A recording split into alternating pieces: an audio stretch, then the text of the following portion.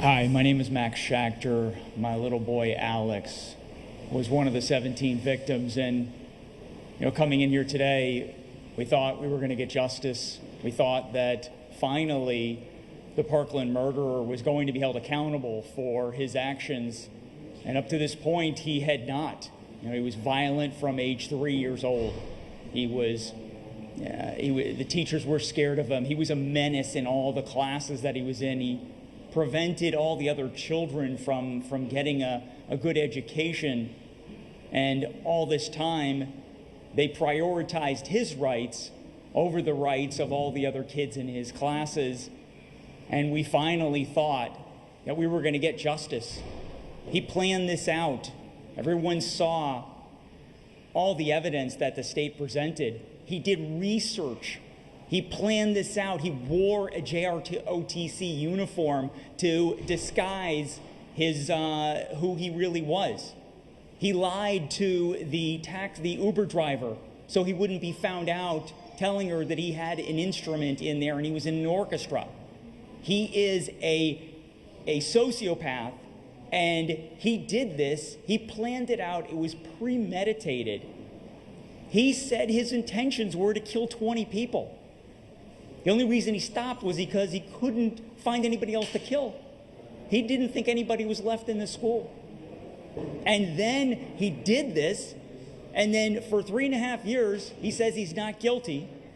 All of a sudden, he changes his mind, and he pleads guilty. He saw the writing on the wall. And we thought that we were going to get justice. We thought that he was going to be held accountable for his actions. All this time, he had no consequences. He was able to accumulate over 55 different disciplinary incidents in school. Law enforcement was at his house over 40 times, and he was never arrested. We thought that we were finally going to get justice for what he did to Alex and all the innocent others. And we're just devastated, my wife and I. We thought that we were going to get the death penalty today. It's so upsetting to hear that one individual prevented that from happening. We sat through this trial for months, listening to all of this testimony from the defense, learning that people would call him, where he's received hundreds of phone calls telling them that they love him. It's unbelievable how you could love the worst high school mass murderer in history. It's just unbelievable. We're shocked and we're devastated. You just feel one quick question. I noticed that some of the jurors, and maybe you noticed it on the front row, there were 2 young men with the probation officer huddled in what looked like visible pain as this process was going on. The 4-person looking over at them with concern. To those jurors, did you see that? What were your reactions yourself as you saw that? There definitely seems to be a striking difference in body language from those jurors. Yeah, I was worried when I saw that.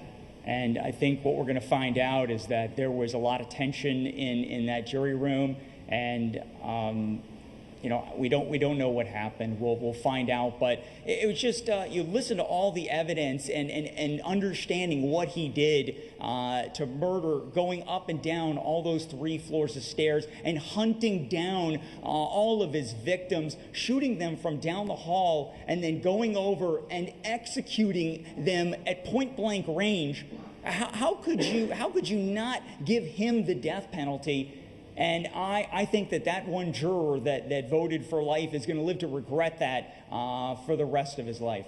One thing that also sticks with me, I did the building tour after the jurors of that 1200 building, and as we were listening to the judge reading the verdicts, I was thinking to myself, this person obviously, even with that experiential evidence, even seeing the exact spot where your son died, they still walked out feeling like the defense's reasons for life outweighed that.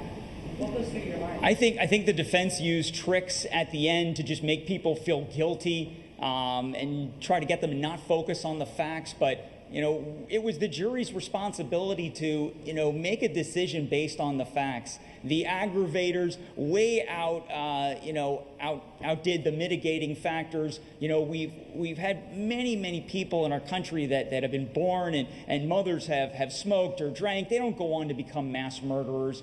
And to not punish the worst high school shooter in U.S. history after what he did to Alex and all the 16 others is just a travesty of justice, and it's just heartbreaking.